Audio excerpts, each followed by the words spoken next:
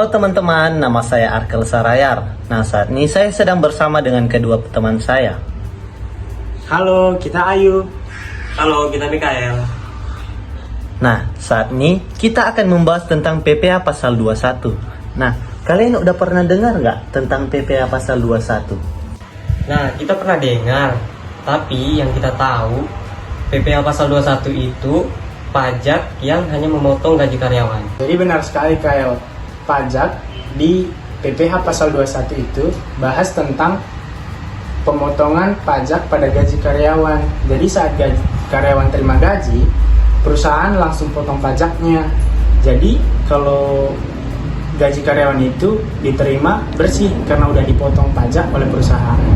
Oh, begitu ya. Jadi perusahaan sudah memotong dan menyetorkan pajak kita. Berarti karyawan udah nggak repot-repot dong ngurusin pajaknya sendiri. Tepat sekali. Jadi itu yang sering kita sebut dengan withholding tax.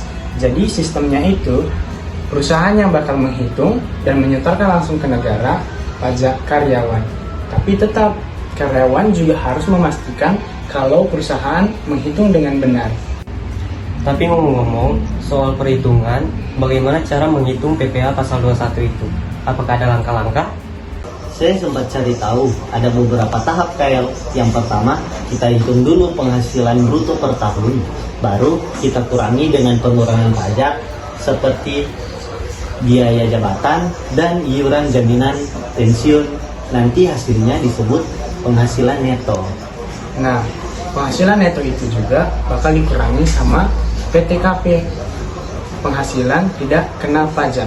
Jadi PTKP ini juga ada golongannya, yang sudah menikah atau yang belum menikah, punya tanggungan atau tidak punya tanggungan. Misalnya, seseorang yang sudah menikah, PTKP-nya pasti berbeda dengan yang belum menikah.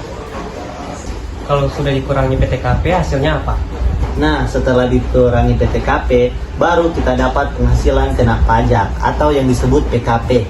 Nah, dari PKP inilah kita baru menghitung pajaknya sesuai dengan tarif yang telah ditentukan, tergantung besaran PKP tersebut. Tarifnya juga progresif ya, jadi semakin besar penghasilan, artinya semakin tinggi juga tarif pajak yang akan dikenakan.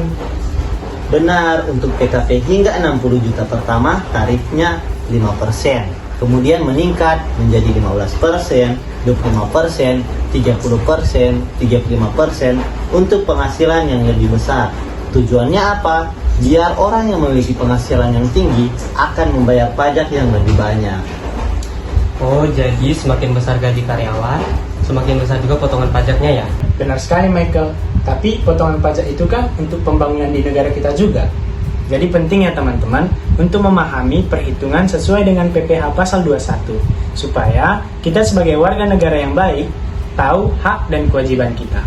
Nah, setuju. Selain itu, kita juga harus sadar kalau informasi tentang perpajakan ini penting untuk perencanaan keuangan pribadi agar nantinya kita bisa mengetahui potongan pajak pada penghasilan yang kita miliki.